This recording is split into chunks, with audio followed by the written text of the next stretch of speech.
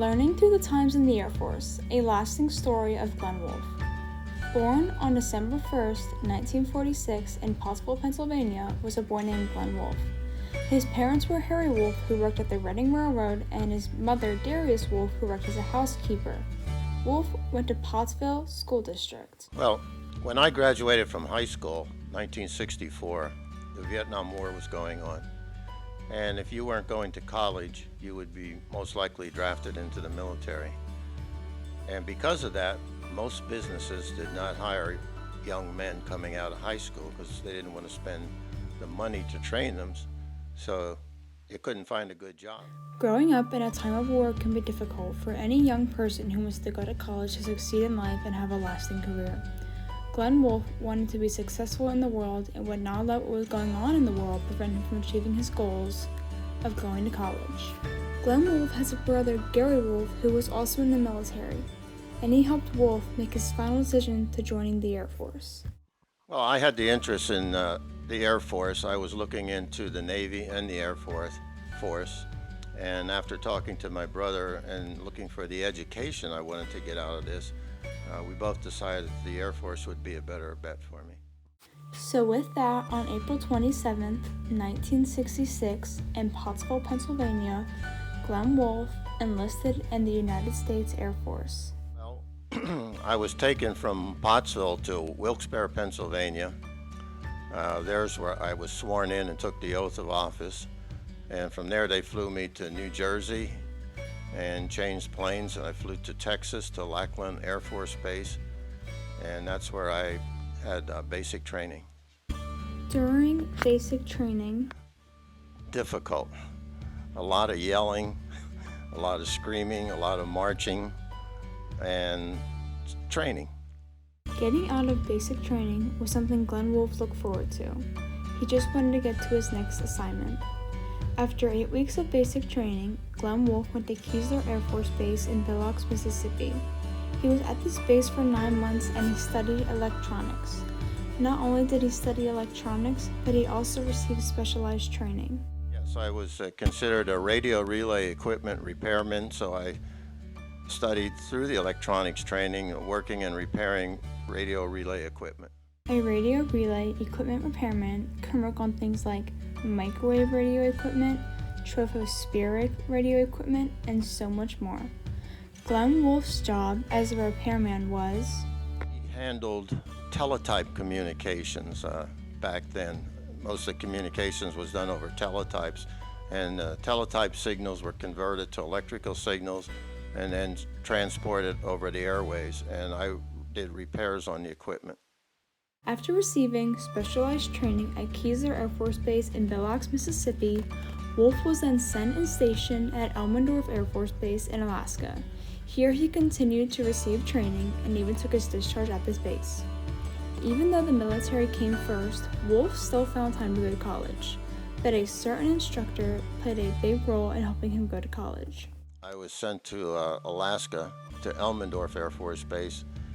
I spent 3 years there, and the sergeant I worked under, Sergeant Munson, took an interest in me, and he kind of convinced me to start going to college while I was in the military, and it was a good thing for me.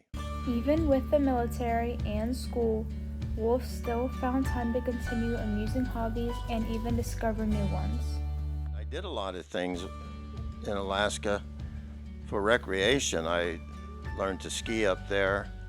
I did whitewater rafting, but I liked hiking and I liked mountains, so I spent a lot of time hiking in the mountains.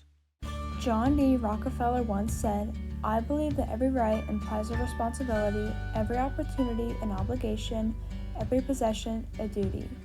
I believe that this can apply to anyone if they put in the work, but especially Glenn Wolfe, because every day in the Air Force he worked hard. So much he had the opportunity to earn a few medals.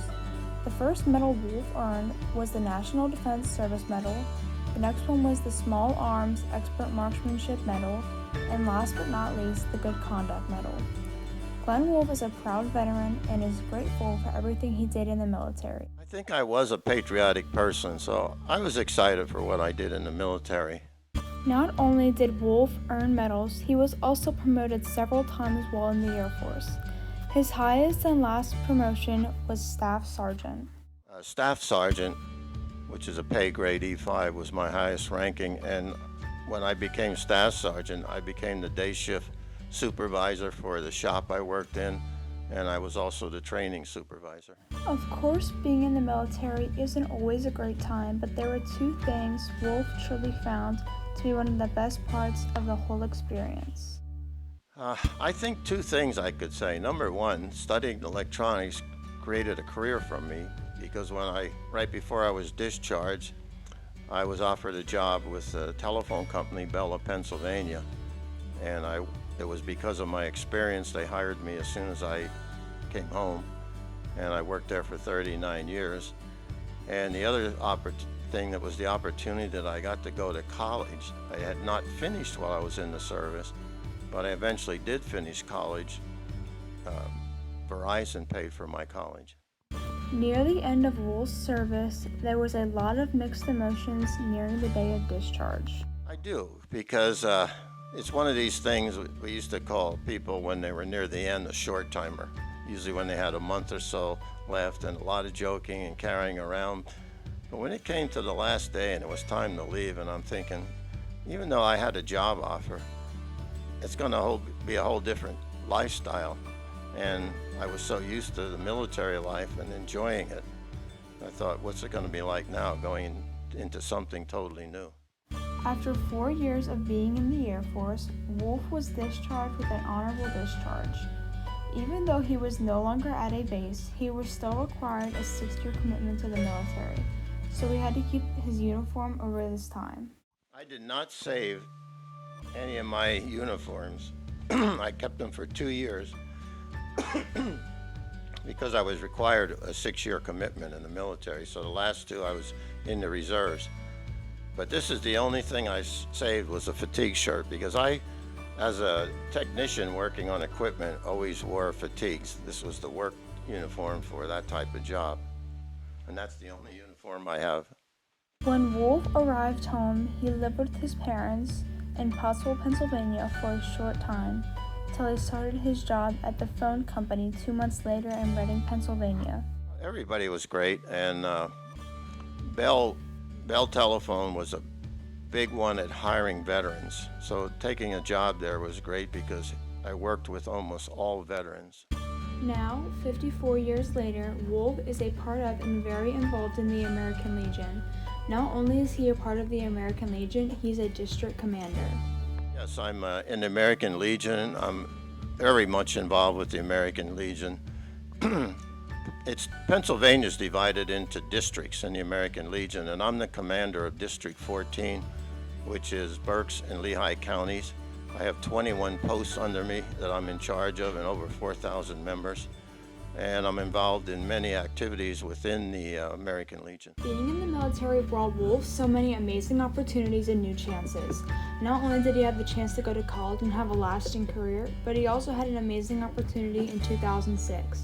This is a certificate from the state of Pennsylvania. At this time, it was 2006. Michael Opake was a senator in Pennsylvania, and he had a get-together for veterans of Berks County, and he gave all of us a certificate from the state of Pennsylvania, thanking us for serving in the military. Not only has Wolfe received certificates, but he has also been able to help veterans in his community with the American Legion. I belong to the Birdsboro Post 626, and just recently they got together and built a ramp for a handicapped veteran in the Birdsboro town.